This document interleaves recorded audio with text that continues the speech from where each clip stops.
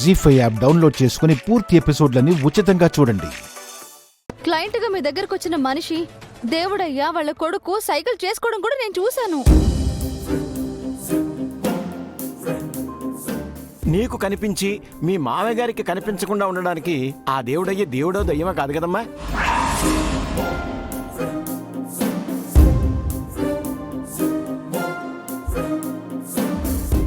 నాన్నా ప్లీజ్ నాన్నా, అనవసరంగా టైం వేస్ట్ చేయకండి. ఆ లడ్డు తిరిగి ఇచ్చేసేయండి. అవును మావయ్య, ప్లీజ్. అత్తయ్య ఇవ్వండి, కావాలంటే నేను వెళ్ళి ఇచ్చేసి వస్తాను. అక్కర్లేదు,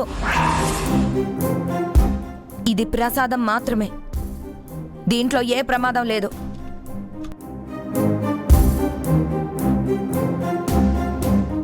కుమారి, అత్తయ్య ఇది దేవుడి దగ్గర పెట్టి ప్రసాదం చేసుకొని తీసుకురా. నేను తీసుకొస్తాను అత్తయ్య.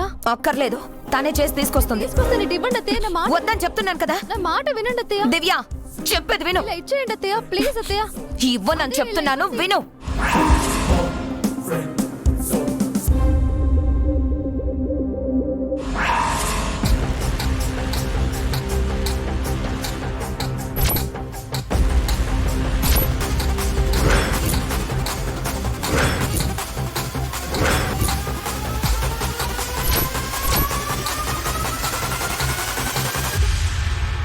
వజ్రాలు చూసారా మావయ్య, చూసారా? నేను ఊహించిందే జరిగింది.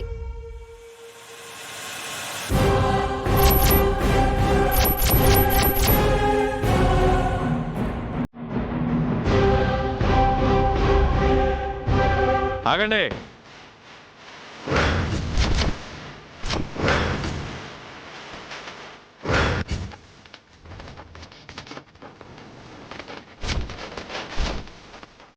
హలో ఎస్ఐ గారు, మీరు ఎంట్రీ ఇవ్వాల్సిన టైం వచ్చిందండి. హ్యాండ్ కప్స్ తీసుకొని లాయర్ రాజేంద్ర ప్రసాద్ ఇంటికి వచ్చేయండి. వీడియో అంతా కరెక్ట్గా వచ్చిందా సురేష్? వచ్చింది నాన్న. ఆ రాజేంద్ర ప్రసాద్ స్మగ్లర్ శేఖర్కి బ్రీక్ ఫేస్లో డబ్బులు ఇచ్చాడు. ఆ శేఖర్ రాజేంద్ర ప్రసాద్కి లడ్డులో డైమండ్స్ పెట్టించాడు.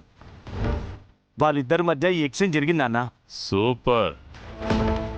రాజేంద్ర ప్రసాద్ స్మగ్లింగ్ కేసులో అడ్డంగా బుక్ అయ్యాడు.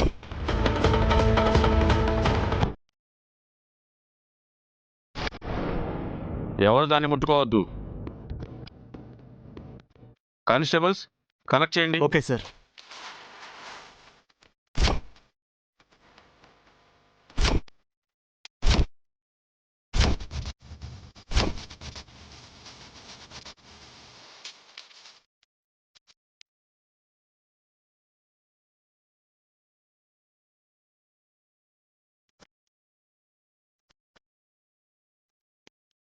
లడ్డూల్లో వజ్రాలు పెట్టి స్మగ్లింగ్ చేస్తున్నారని మాకు వచ్చిన ఇన్ఫర్మేషన్ కరెక్టే అన్నమాట.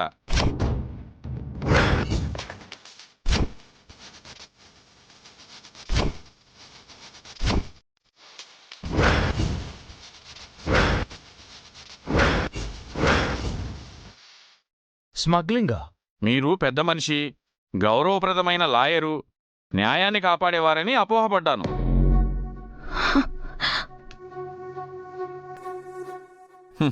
మీ పెద్దరికం వెనుక పెద్ద గజదొంగ ఉన్నాడన్నమాట.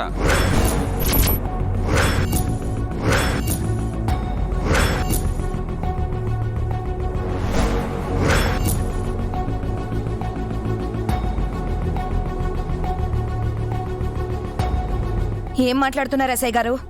మా ఆయన దొంగ ఏంటి? ఆ లడ్డు ఎవరు తీసుకొచ్చారు? మా బావగారే తెచ్చారు ఎస్ఐ గారు.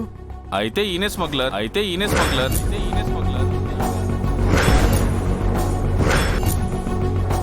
జీ5 యాప్ డౌన్లోడ్ చేసి అన్ని ఎపిసోడ్స్ పూర్తి ఉచితంగా చూడండి.